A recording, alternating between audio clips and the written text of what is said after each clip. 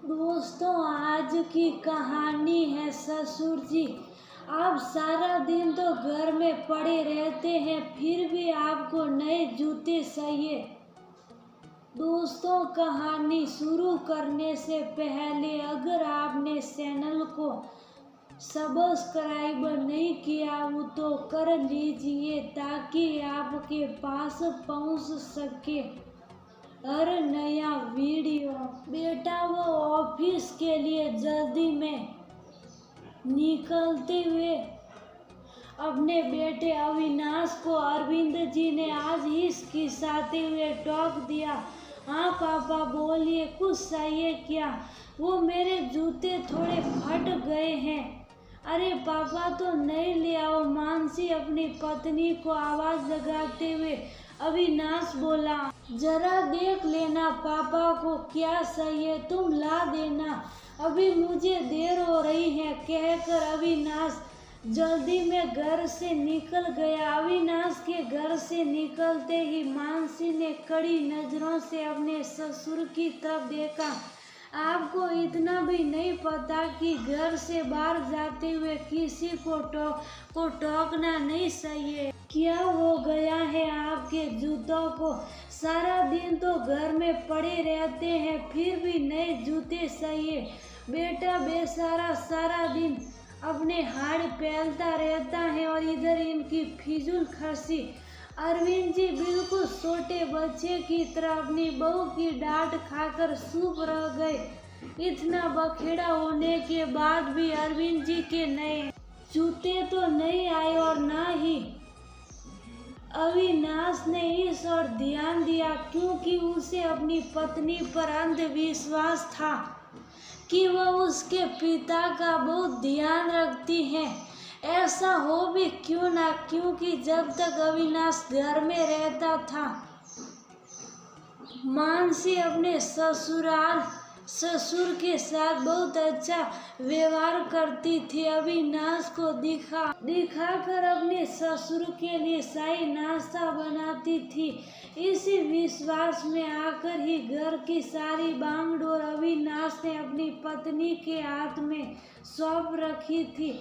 उसके खुद के पास तो इतना समय भी नहीं था कि 10 मिनट अपने पिता के पास बैठकर उनसे बात कर ले। वो मानसी के दौरे चेहरे से अनभिज्ञ ही था। रात को अविनाश के घर आने से पहले ही मानसी अपने ससुर को खाना देकर उनके कमरे में भेज देती थी।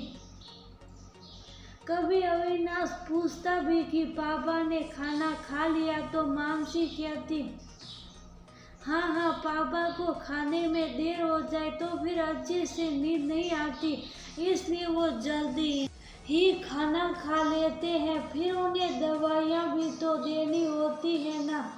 अविनाश पत्नी के मीठे बोलों के पीछे छिपी मंशा को कभी समझ ही नहीं पाया। एक दिन अविनाश के बॉस के यहाँ कोई फंक्शन था तो अविनाश को जल्दी छुट्टी मिल गई। उसने सोचा चलो आज मानसी और पापा को सरप्राइज देता हूँ, आज उन्हें लेकर कई बार घूमने चलता हूँ। वो मानसी को बिना कुछ बताए गए घर आ गया। मानसी की तेज आवाज सुनकर उसके पैर ठिठक गए। मानसी जोर जोर से चिल्ला रही थी, आपको कुछ सुनाई नहीं देता क्या? जो बना है जल्दी से खा लो, बेटे के आगे ज्यादा नौटंकी खाने की जरूरत नहीं है। कभी रोटी कड़ी है तो कभी सब्जी में मिर्च है, ये कोई होटल नहीं है। घरे खाना बनाने में मेहनत लगती है। पत्नी के बोल सुनकर अविनाश को बहुत गुस्सा आ रहा था, लेकिन उसने उस वक्त अपने गुस्से को पी लिया। खिड़की से अंदर झांक कर देखा, अरविंद जी की प्लेट में 2 सूखी रोटी और एक कटोरी में सब्जी रखी थी। अरविंद जी बार बार अपनी आंखें पोंछ रहे थे, शायद उन्हें मिर्च लग रही थी, जिस कारण उन्होंने मानसी से कह दिया कि सब्जी में बहुत मिर्च है। थोड़ी देर बाहर टहलने के बाद अविनाश घर वापस आया। देखा तो पापा अपनी थाली उठाकर रसोई में रख रहे थे। अचानक से अविनाश को देखकर मानसी शक पका गई। अरे आज आप इतनी जल्दी आ गए? हाँ, वो ऑफिस में काम नहीं था तो आ गया। बहुत भूख लगी है, जल्दी से खाना लगा दो।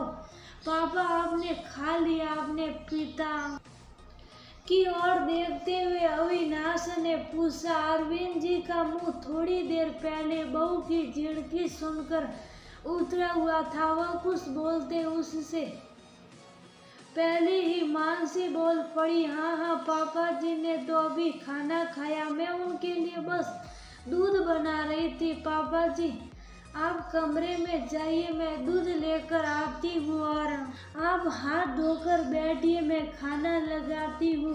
कहकर मानसी फटाफट अविनाश की थाली लगाने लगी। 2 सब्जियाँ, सलाद, अचार और गरम गरम फुलके रखकर मानसी ने अविनाश की थाली लगा दी। अविनाश ने एक प्लेट में 2 रोटी और थोड़ी सी सब्जी निकाली और खाने लगा। मानसी अस्कक्षाते हुए बोली, ये आप कैसे खाना खा रहे? अरे इतना कुछ लाई हूँ तो अच्छे से खाते क्यों नहीं? मैं तो देख रहा था कि मेरे पापा रोज कैसे खाना खाते, जो तुम उन्हें मेरे आने से पहले बड़े प्यार से खिला रही थी।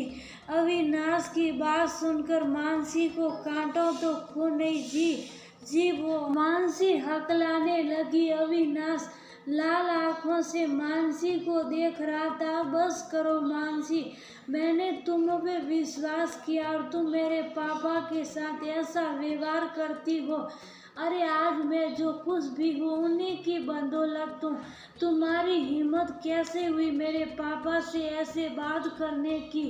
मैं तुम्हें पापा के सामने बेइज्जत नहीं करना चाहता, लेकिन तुम्हें समझा रहा हूँ। आज के बाद पापा रोज मेरे साथ खाना खाएंगे। दरअसल गलती तो मेरी ही है जो मैं अपने पापा को थोड़ा सा समय भी नहीं दे पाता हूँ।